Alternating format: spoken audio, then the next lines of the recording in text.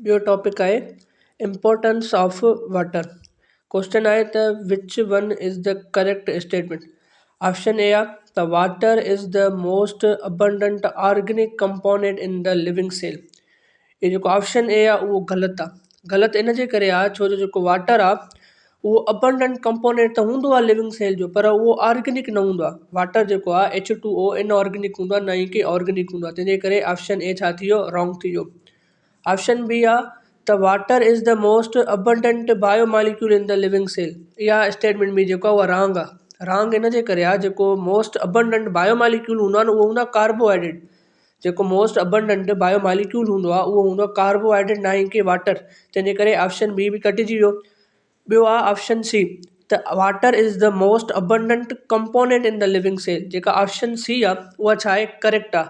Correct in जे करे आहे त जेको वाटर आहे उहो सेल जो 70 to 90% छा कंदा, वेट ठाहींदो आहे हिकु इहो। ॿियो त वाटर जेको आहे उहो असेंशियल हूंदो आहे रिएक्शन लाइ बि, ट्रांसपोर्ट लाइ बि। मीन्स वाटर जेको आहे is the most abundant component आहे कंहिंजो लिविंग सेल जो।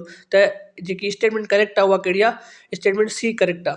ॿियो क्वेश्चन आहे त almost all the reaction of a cell occur in the presence of. Option A आहे प्रोटीन, ऑप्शन बी आहे वाटर, ऑप्शन सी आहे लिपिड एंड ऑप्शन डी आहे ऑल। तंहिंजे जेको क्वेश्चन जो करेक्ट आंसर आहे उहो छा आहे, ऑप्शन बी वाटर। त जेके समूरा ऑलमोस्ट समूरा जेके रिएक्शन इन सेल जा उहे थींदा आहिनि in the presence of water. ॿियो क्वेश्चन आहे water is a. Option A आहे polar plus organic molecule, option B आहे non polar plus inorganic molecule, option C आहे polar plus inorganic molecule, option D आहे non polar plus organic molecule. जेको water हूंदो आहे उहो polar हूंदो आहे एंड इनऑर्गेनिक मॉलिक्यूल हूंदो आहे। तंहिंजे करे ऑप्शन सी करेक्ट आहे। Water is a polar plus inorganic molecule, त ऑप्शन सी करेक्ट आहे। ॿियो क्वेश्चन आहे त in water separation of electric charges is called. Option A आहे मोनोपोल, ऑप्शन बी आहे डायपोल, ऑप्शन सी आहे डायपोल, ऑप्शन बी आहे बायपोल एंड ऑप्शन डी आहे बी प्लस सी। जेको हिन क्वेश्चन जो करेक्ट आंसर आहे उहो आहे ऑप्शन सी डायपोल। पर उहो बायपोल न हूंदो, उहो छा हूंदो, डायपोल हूंदो। त वाटर में जेको ॿिनि इलेक्ट्रिक चार्ज जे विच में जेकी सेपरेशन ईंदी आहे उनखे चवंदा आहियूं डायपोल।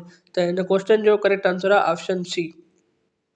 ॿियो क्वेश्चन आहे त about water I high polarity थी वियो, फॉर्मेशन ऑफ हाइड्रोजन बॉन्ड थी वियो, कोएशन थी वियो, एडिशन थी वियो, हाई स्पेसिफिक हीट थी वियो, हाई हीट ऑफ वेपराइजेशन थी वियो, हाइड्रोफोबिक एक्सक्लूशन थी वियो, आयोनाइजेशन थी वियो and low density of ice थी वियो ड्यू टू। ऑप्शन ए आहे डायपोल, ऑप्शन बी आहे बायपोल, ऑप्शन सी आहे हाइड्रोजन बॉन्ड, ऑप्शन डी आहे त water is a polar molecule. हिन जेको क्वेश्चन जो करेक्ट आंसर आहे उहो आहे ऑप्शन ए डायपोल। डायपोल जे करे जेके इन वाटर जूं प्रॉपर्टीज़ हूंदियूं आहिनि। May be students J mind में इहो क्वेश्चन अचे त सी बी त लॻे थो, डी बी त लॻे थो।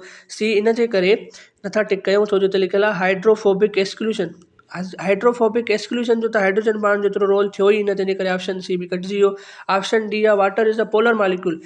डायपोल जे हूंदो उन खां पोइ ई जेको आहे वाटर पोलर थींदो। जेकॾहिं डायपोल वाटर में प्रॉपर्टी न हुजे हा त उहो पोलर बि न हुजे हा। माना मेजर जेको फैक्टर आहे जेकी वाटर जूं प्रॉपर्टीज़ आहिनि, मेजर फैक्टर आहे उहो छा आहे, डायपोल आहे। डायपोल आहे तंहिंजे करे वाटर पोलर मॉलिक्यूल थिए थो पियो। वाटर पोलर मॉलिक्यूल थिए थो पियो, इहा बि माना कंहिं हद ताईं इहा ॻाल्हि सही आहे हिन क्वेश्चन जे हिसाब सां। पर मेजर फैक्टर जेको आहे डायपोल हूंदो, इन जे करे डायपोल सही आहे। ॿियो आहे त in water bond length between oxygen and hydrogen is. त जेकी बॉन्ड लेंथ हूंदी आहे ऑक्सीजन ऐं हाइड्रोजन जे विच में उहा केतिरी हूंदी आहे, ऑप्शन डी 95.8 पिकोमीटर हूंदी आहे। बॉन्ड लेंथ ऑक्सीजन ऐं हाइड्रोजन जे विच में केतिरी हूंदी आहे, 95.8 पिकोमीटर। ॿियो टॉपिक आहे हाइड्रोजन बॉन्ड। ॿियो क्वेश्चन आहे हाइड्रोजन बॉन्ड ते the attractive force between similar molecule is called. जेकॾहिं अट्रैक्टिव फोर्स सिमिलर मॉलिक्यूल जे विच में हूंदो त हुनखे चवंदा आहियूं कोहेसिव फोर्स ऑफ अट्रैक्शन। जेकॾहिं अट्रैक्टिव फोर्स ॿिनि साॻे मॉलिक्यूल जे विच में हूंदो त हुनखे चवंदासीं कोहेसिव फोर्स ऑफ अट्रैक्शन। जेकॾहिं अट्रैक्टिव फोर्स डिसिमिलर मॉलिक्यूलनि जे विच में हूंदो, डिसिमिलर मतिलबु डिफरेंट मॉलिक्यूल हूंदा, उन्हनि जे विच में हूंदो त पोइ छा चवंदासीं एडेसिव फोर्स ऑफ अट्रैक्शन। हाणे हिते चए थो सिमिलर मॉलिक्यूल मीन्स हिकु जहिड़ा मॉलिक्यूल, त इन में छा थींदो, कोहेसिव फोर्स ऑफ अट्रैक्शन थींदो। इन क्वेश्चन जो करेक्ट आंसर आहे ऑप्शन ए। ॿियो आहे त dash create tension within xylem that helps move water upward. Option A are only cohesive. Option B are only adhesive. Option C are both cohesive and adhesive. Option D are not. तो इन question जो correct answer है वो option C both cohesive and adhesive. Cohesive and adhesive जे करे tension पैदा थींदो आहे ज़ाइलम जे अंदर जेको वाटर के मूव कराईंदो आहे काॾे अपवर्ड। तो माना बहुत सही आहे। ॿियो क्वेश्चन आहे the attractive force between dissimilar molecule आहे डिस्कस थी वियो त जेकॾहिं सिमिलर मालिक्यूल जे विच में फोर्स हुजे त पोइ छा हूंदो कोहेसिव फोर्स ऑफ अट्रैक्शन। जेकॾहिं डिसिमिलर जी ॻाल्हि थी वई आहे त पोइ छा हूंदो एडेसिव फोर्स ऑफ अट्रैक्शन हूंदो। त हिन क्वेश्चन जो करेक्ट आंसर आहे option C adhesive force of attraction. ॿियो क्वेश्चन आहे त cohesive and adhesive create tension within xylem that helps. इहो बि डिस्कस थी वियो त जेकॾहिं पहिरियां पोइते में क्वेश्चन 17 में छा हुयो त कहिड़ा ॿ फोर्स आहिनि जंहिंजे ज़रिए सां टेंशन जेको आहे क्रिएट थिए थो पियो ज़ाइलम जे अंदरि त वाटर मूव करे थो काॾे अपवर्ड। त उन क्वेश्चन जो हिते ॿियो आंसर आहे त छा आहे काॾे मूव कराईंदो अपवर्ड कराईंदो। त कोहेशन एंड एडेशन क्रिएट कंदा टेंशन विद इन ज़ाइलम में जेके छा कंदा हेल्प कंदा कंहिंमें वाटर मूव अपवर्ड में। त हिन क्वेश्चन जो करेक्ट आहे ऑप्शन ए। ॿियो टॉपिक आहे हाई स्पेसिफिक हीट। हिन मां क्वेश्चन आहे हाई स्पेसिफिक हीट मां क्वेश्चन आहे त the specific heat of water is high due to its. Option A आहे पोलर नेचर। ऑप्शन बी आहे हाइड्रोजन बॉन्डिंग। ऑप्शन सी आहे बोथ। ऑप्शन डी आहे none of this. Specific heat water जी high हूंदी आहे polar nature जे करे बि and hydrogen bonding जे करे बि। त हिन क्वेश्चन जो करेक्ट आंसर आहे option C the specific heat of water high due to its polar nature as well as hydrogen bonding. So option C is correct. ॿियो question आहे specific heat of water work as. Option A आहे thermoregulation. Option B आहे temperature stabiliser. Option C आहे amphoteric nature. Option D आहे none of this. त हिन question जो correct answer आहे ऑप्शन बी टेम्परेचर स्टेबलाइजर। त specific heat of water work as temperature stabiliser. त हिन क्वेश्चन जो करेक्ट आंसर छा आहे ऑप्शन बी। ॿियो क्वेश्चन आहे त specific heat of water. Option A आहे gives stability to water molecule and its state in nature and state in cell. Option B आहे protect protoplasm against sudden thermal charges। Option C आहे provide cooling effect. Option D आहे none of this. त हिन question जो जेको correct answer आहे उहो छा आहे ऑप्शन बी। त स्पेसिफिक हीट ऑफ वाटर छा कंदी आहे प्रोटेक्ट कंदी आहे प्रोटोप्लाज़म खे against sudden thermal charges. Purely जेको आहे M C Qs news textbook जा आहिनि। फर्स्टली जेको आहे उहो बहितर इहो आहे त तव्हां पहिरियां रीड करे वञो इंपॉर्टेंस ऑफ टॉपिक खे फुली वाटर खे देन उनखां पोइ हिन एम सी क्यूज़ खे कंटिन्यू कयो तव्हांखे मज़ो ईंदा पोइ एम सी क्यूज़। ॿियो टॉपिक आहे high heat of vaporisation. Question आहे त greater the heat of vaporisation of water dash will be the chance of stability in state. Option A आहे लोअर। ऑप्शन बी आहे हायर। ऑप्शन सी आहे both and option D आहे none of this. त हिन question जो correct answer आहे option B higher. त जेतिरो हीट ऑफ वेपराइजेशन वाटर जी वधंदो ओतिरो ई जेको आहे चांस स्टेबिलिटी जो वधंदो। त हिन क्वेश्चन जो करेक्ट आंसर छा आहे ऑप्शन बी हायर। ॿियो क्वेश्चन आहे त water has very high heat of vaporization आई त वाटर जी जेको आहे हाई हीट ऑफ वेपराइजेशन आहे उहो ठीकु आहे पर केतिरी आहे। ऑप्शन ए आहे 574 कैलोरी पर ग्राम। ऑप्शन बी आहे 574 ग्राम पर कैलोरी। ऑप्शन सी आहे 574 kilocalorie per kilogram. Option D आहे 574 kilo KG per kilocalorie. त हिन क्वेश्चन जो करेक्ट आंसर आहे option C 574 kilocalorie per kilogram. त water has very high heat of vaporisation केतिरी 574 kilocalorie per kilogram. ॿियो question आहे त high heat of vaporisation. Option A gives stability to water molecule and its state in cell. Option B protect protoplasm against sudden thermal charges। Option C makes the life possible under frozen water। Option D none of these। त हिन question जो correct answer आहे option A त high heat of vaporisation give stability to water molecule and its state in cell. ॿियो question आहे त high heat of vaporisation of water play an important role. Option A आहे thermoregulation. Option B आहे temperature stabilisation. Option C आहे amphoteric nature. Option D आहे none of this. त हिन question जो करेक्ट आंसर आहे option A thermoregulation. High heat of vaporization of water play an important role. Important role कहिड़ो अथनि thermoregulation. त करेक्ट आंसर कहिड़ो आहे ऑप्शन ए। ॿियो क्वेश्चन आहे dash is the tendency of water to coalesce oil drop into large droplet. Option A आहे high heat of vaporisation, option B आहे high specific heat, option C आहे hydrophobic exclusion, option D आहे hydrophilic exclusion. हिन question जो correct answer आहे option C hydrophobic exclusion.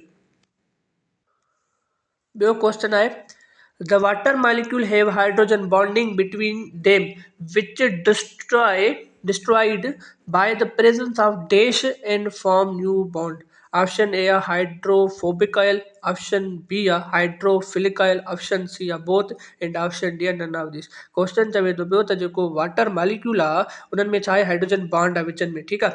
हाणे उहे छा थियनि थियूं डिस्ट्रॉय थियनि थियूं कंहिंजे करे, कंहिंजी मौजूदगी में, माना उहो छा थियूं थियनि डिस्ट्रॉय थियनि थियूं पियूं। हाणे हिन में क्वेश्चन जो करेक्ट आंसर आहे उहो छा आहे ऑप्शन ए हाइड्रोफोबिक ऑयल।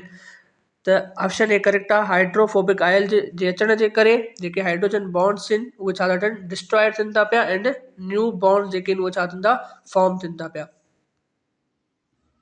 ॿियो टॉपिक आहे आयोनाइज़ेशन ऑफ वाटर। क्वेश्चन आहे the water molecule ionise into dash and dash. जेको वाटर मॉलिक्यूल आहे उहो आयोनाइज थींदो कंहिंमें एच पॉजिटिव में एंड ओ एच नेगेटिव में। त हिन क्वेश्चन जो करेक्ट आंसर आहे ऑप्शन सी। ॿियो क्वेश्चन आहे the ionisation of water is. Option A आहे इरिवर्सिबल रिएक्शन, ऑप्शन बी आहे रिवर्सिबल रिएक्शन, ऑप्शन सी आहे बोथ एंड ऑप्शन डी आहे नन ऑफ दिस। जेको आयोनाइज़ेशन ऑफ वाटर हूंदो आहे उहो छा हूंदो आहे रिवर्सिबल रिएक्शन हूंदो आहे। ॿियो क्वेश्चन आहे due to ionisation property of water में बिहेव एज एसिड और बेस आई त उहो छा हूंदो। ऑप्शन ए आहे एम्फीबियंस, उहो एम्फीबियंस त न हूंदो, option B amphipathic, option C amphoteric and option D amphora. Option A and option D त 100% न थींदो। हाणे option B and option D में ॾिसंदासीं त एम्फीपैथिक थींदो या एम्फोटेरिक थींदो। हाणे ॾिसो वाटर में ॾिसो त वाटर WATER आहे, TER आहे। त हाणे ॾिसो त ऑप्शन सी में बि TER आहे। हिकु ट्रिक आहे मेमोराइज़ करण जी त वाटर में TER आहे त एम्फीटेरिक में TER आहे। हाणे एम्फीपैथिक में TER न आहे त माना वाटर में TER आहे, एम्फीटेरिक में बि TER आहे। त हिन क्वेश्चन जो करेक्ट आंसर बि ऑप्शन सी आहे। माना मेमोराइज़ करण जी हिकु नंढी ट्रिक वाटर में TER आहे त एम्फोपैथिक में बि TER आहे त बाक़ी एम्फीपैथिक न थींदो, एम्फोटेरिक थींदो। त वाटर जेको एसिड बेस कंदो आहे उहो छा हूंदो आहे एम्फोटेरिक हूंदो आहे। ॿियो क्वेश्चन आहे त ionisation of water. Option A gives stability to water molecule and its state in cell, option B protect protoplasm against sudden thermal charges, option C makes the life possible under frozen water, option D maintains pH for enzymatic activity in the cell and organ। त हिन question जो correct answer option D आहे। जेको ionisation of water आहे उहो छा कंदो आहे मेंटेन कंदो आहे pH कंहिंजी for enzymatic activity in cell and organ. त हिन क्वेश्चन जो करेक्ट आंसर छा आहे ऑप्शन डी आहे। ॿियो टॉपिक आहे anomalous behaviour of water. Question आहे anomalous behaviour of water. Option A gives stability to water molecule and its state in cell, option B protect protoplasm against sudden thermal charges, option C makes the life possible under frozen water, option D maintains pH for enzymatic activity in cell and organ। हिन question जो correct answer आहे option C. त anomalous behaviour of water makes the life possible under frozen water. ॿियो question आहे त below 4 Celsius water dash. Option A contract, option B expand, option C both and option D none of this. जेको water आहे उहो छा हूंदो आहे liquid हूंदो आहे। जेके माना जनरल लिक्विड जी ॻाल्हि कयूं था जेके माना वाटर खां अलावा ॿिया बि लिक्विड्स हूंदा आहिनि उन्हनि में इहा हूंदी आहे त बिलो 4 सेल्सियस खां उहे छा थी वेंदा आहिनि कॉन्ट्रैक्ट थींदा आहिनि एंड अबोव 4 सेल्सियस खां छा हूंदा आहिनि उहे एक्सपांड हूंदा आहिनि। पर वाटर जेको आहे उन में हिकिड़ो अनयूज़ुअली बिहेवियर आहे, मीन्स एनामोलस बिहेवियर आहे जेको बिलो 4 सेल्सियस ते बि एक्सपांड थींदो आहे एंड अबोव 4 सेल्सियस ते बि एक्सपांड थींदो आहे। त माना इन जे करे चवंदा आहियूं अनयूज़ुअल बिहेवियर आहे कंहिंजो वाटर जो। त बिलो 4 सेल्सियस वाटर छा थींदो एक्सपांड थींदो। त हिन क्वेश्चन जो करेक्ट आंसर छा आहे ऑप्शन बी एक्सपांड्स। ॿियो क्वेश्चन आहे त इन आइस हाइड्रोजन बॉन्ड और option A stable, option B unstable, option C both and option D none of this. इन क्वेश्चन जो करेक्ट आंसर आहे ऑप्शन ए स्टेबल। त इन आइस हाइड्रोजन बॉन्ड छा हूंदा, स्टेबल हूंदा।